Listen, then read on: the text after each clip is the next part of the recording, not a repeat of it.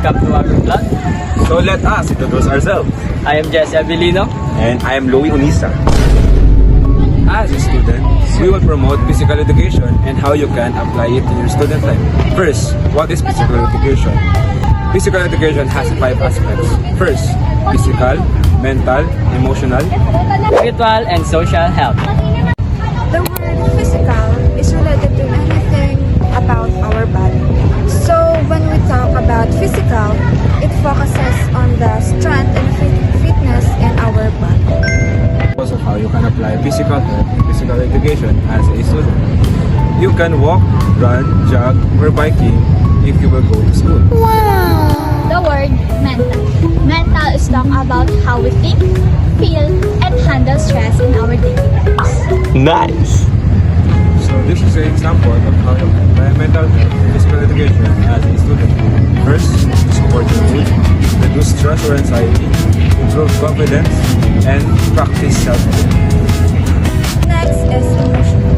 Emotional is the ability to understand and express our feelings in a positive way. So I will give examples of how you can apply mental health and physical education as a student. First, to enhance your self-awareness, self-management, and building confidence through various activities and mindsets within classes. Social.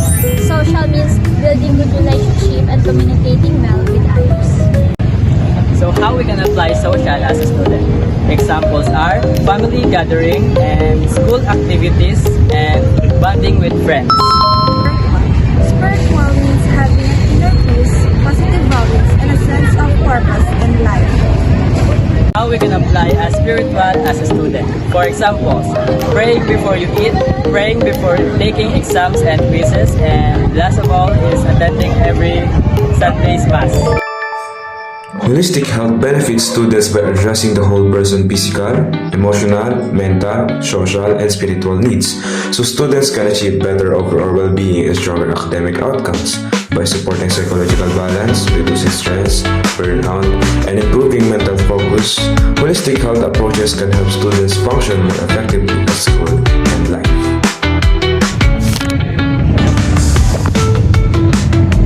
So I hope you've learned something from us. So stay active, fit, and healthy. Goodbye.